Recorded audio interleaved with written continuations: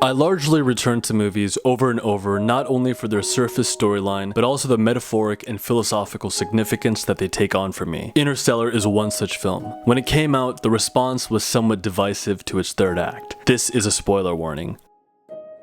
In the movie's climax, Cooper slingshots his way into a massive tesseract, possibly constructed by future humans, and manages to communicate with his daughter across time. One of my favorite video essayists, Nerdwriter1, made the argument that this spectacle of the movie eclipsed the actual story, and others have said that the ending was downright stupid. Not that we don't understand it, it's just really stupid. I, on the other hand, have continued to love this movie over time because of the hopeful, melancholy mix of emotion it bestowed, and because it also signified a number of important lessons. The idea that anything that can happen will happen, and that our will to survive is powerful enough to stimulate incredible innovation, and also at times, betrayal. Aside from the storyline, characters, and scientific aspects, there is another parallel narrative taking place. The movie is filled with symbolism, significantly that of the superconscious mind. The famed 20th century psychoanalyst Carl Jung had a few theories that explain this pretty well, and Interstellar must certainly have been influenced by some of his ideas. Jung believed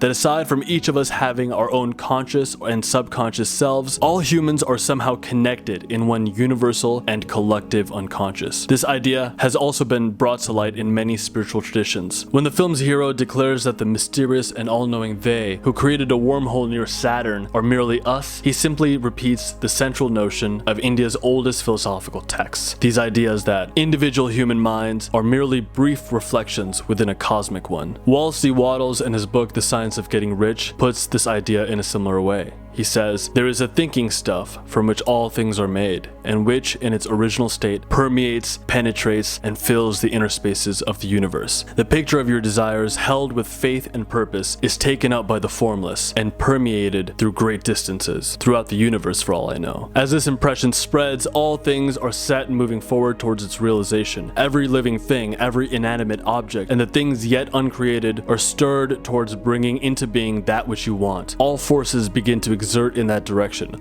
All things begin to move towards you." This is on some level what happens with Cooper in the Tesseract. It's his love, his desire, emotion, and thought power to speak with his daughter, to see her again, that allows him to communicate with her across space and time. And ultimately, this is why I love the movie. It represents the individual's ability to create results by accessing the superconscious mind, a place that goes beyond our three dimensions and constraints of time and space, a place of silence where we can all access solutions and results.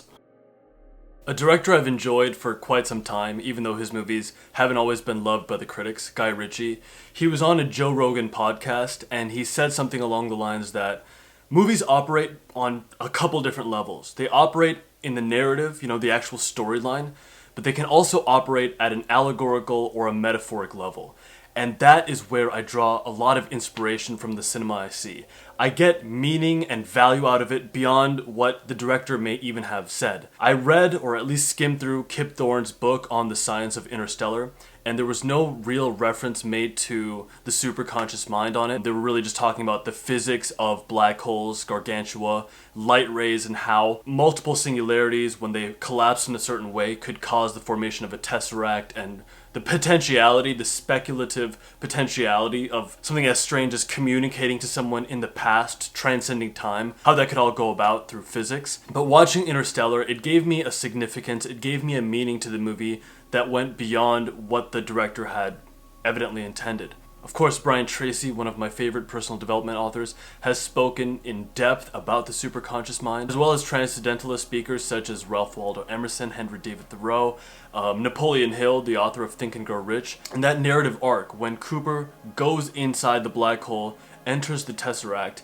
and evaluates and interacts with a space in which he can go beyond time, he can go beyond the limitations of his own consciousness, and access this sort of superconscious space, what the movie refers to as fifth dimensional beings. Beings with an intellect that goes beyond any understanding, any capacity that we have with our limited understanding of science. It is a perfect example of what we all can tap into. And I'm sure some of you have encountered this before. Sometimes when you're in a meditation and then you do a visualization afterwards, you imagine a certain result. You get the hunch immediately. You know exactly how to act. There have been times where I like imagine someone, like wanting there's a particular communication that I was looking for, and then immediately afterwards, like I checked my email and that person had emailed me. This has happened 3 or 4 times in my life. Or getting a text message, or knowing exactly what to do in terms of what to study, how to apply my skills.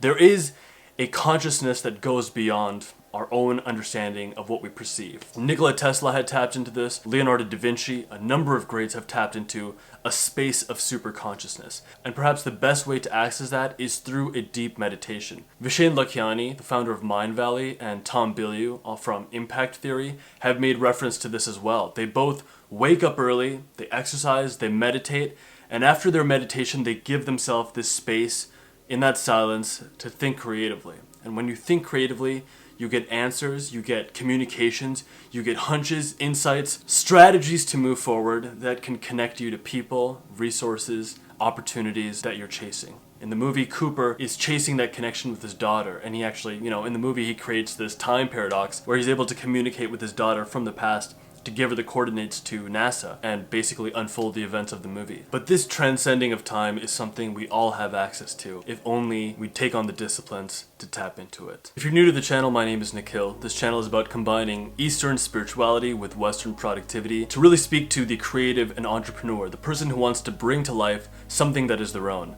I also draw a lot of inspiration from movies, storytelling in general, so if that appeals to you, consider subscribing. If you like this video, please leave it a thumbs up, and if you'd like to connect with me further, you can follow me on Instagram. And with that being said, for those of us who are willing to go beyond time and access those quiet spaces where we can get hunches and insights that go beyond ourselves, beyond our own limited perspective, to us I say, greatness is coming. I'll see you guys soon.